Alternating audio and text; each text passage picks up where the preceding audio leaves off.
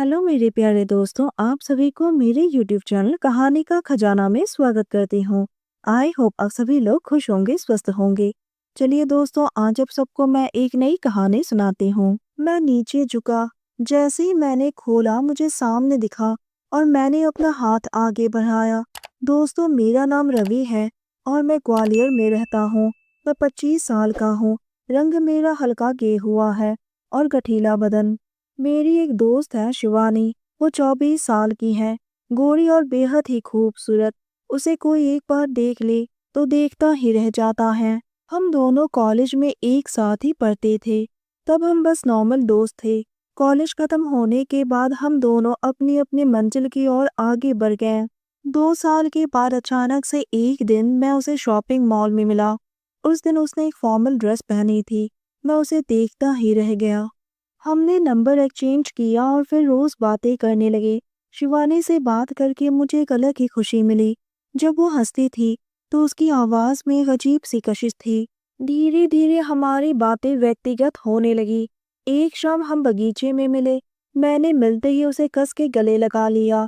उसकी बदन से परफ्यूम की खुशबू निकल रही थी जो मेरे दिमाग में चढ़ गई।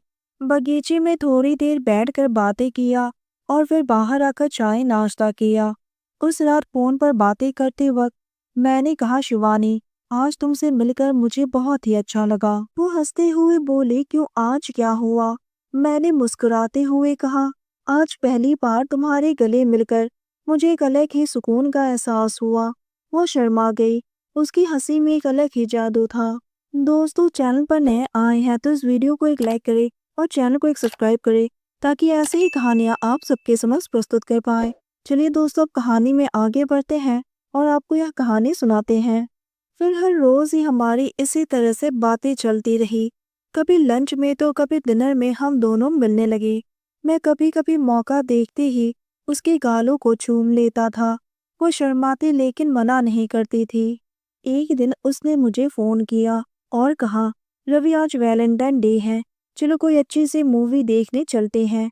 मैंने तुरंत हाँ कर दी और बोला, मूवी तो ठीक है, लेकिन आज पूरा दिन साथ रहेंगे और मूवी खत्म होने के बाद रात का डिनर मेरे साथ, और वो भी मेरे कमरे में। वो थोड़ा हिचकिचाई, फिर बोली, ठीक है, लेकिन डिनर हम दोनों मिलकर बनाएंगे। मैंने हंसते हुए कहा, मैडम जी, जैसा आप कहेंगे वैसा ही होगा। फिर उसने पूछा, मैं क्या पहनूं?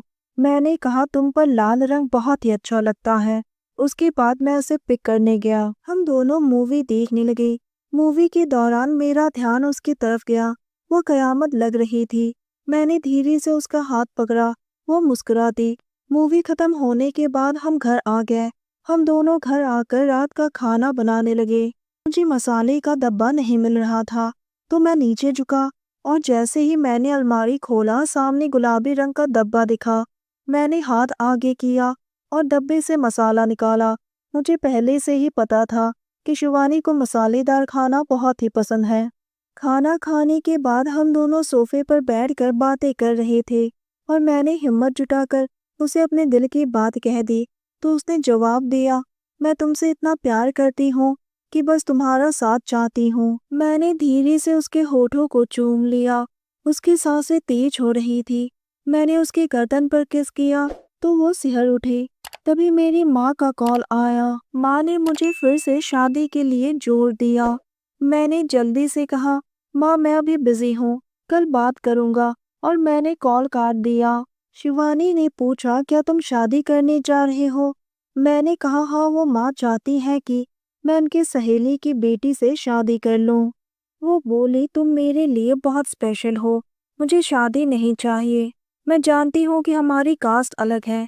मैं तुमसे शादी भी नहीं करना चाहती हूँ, लेकिन तुम्हारे साथ अपना कीमती वक्त बिताना चाहती हूँ। उसकी बात सुनकर मेरा दिल भर आया और हम दोनों अपना कीमती वक्त बिताने लगे।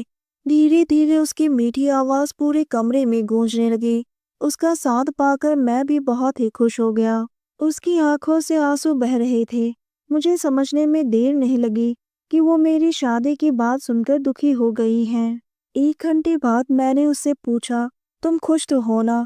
उसने मुस्कुराते हुए कहा, मैं तुम्हारा प्यार पाने के लिए कुछ भी करूँगी। हम इसी तरह से मिलते रहे 2 महीने बाद अचानक से वो मेरे कमरे में बेहोश होकर गिर पड़ी। बाद में मुझे पता चला कि वो मेरे बच्चे की माँ बनने वाली है। मैंने पूछा, तुमने मुझे बताया क्यों नहीं? उसने कहा, मैं हमारा बच्चा अकेले ही संभाल लूंगी, लेकिन मैं किसी और से शादी नहीं करूंगी। मैंने कहा, तुम अपने घर में क्या बोलोगी? वो बोली, मम्मी को पता है कि मैं तुमसे प्यार करती हूँ। मैंने कहा, मैं जल्दी तुमसे शादी कर लूंगा। उसने कहा, लेकिन हमारी जात। मैंने कहा, जात गया तेल लेने। मेरे लिए तुम और मेरा बच्चा ज्यादा अहमियत रखते हो। तो दोस्तों, यह कहानी सुनने के बाद आप सबके क्या राय हैं? हमें कमेंट करके ज़रूर बताइए और साथ ही इस वीडियो को एक लाइक करें, चैनल को एक सब्सक्राइब करें और नोटिफिकेशन बेल को भी ज़रूर दबाएं ताकि अगली अपडेट सबसे पहले आपको मिले। दोस्तों, आप सबने अपना कीमती समय निकाल कर इस वीडियो को सुना, इसके लिए आप सभी को धन्यवाद कहती हूँ। धन्यवाद दोस्तों।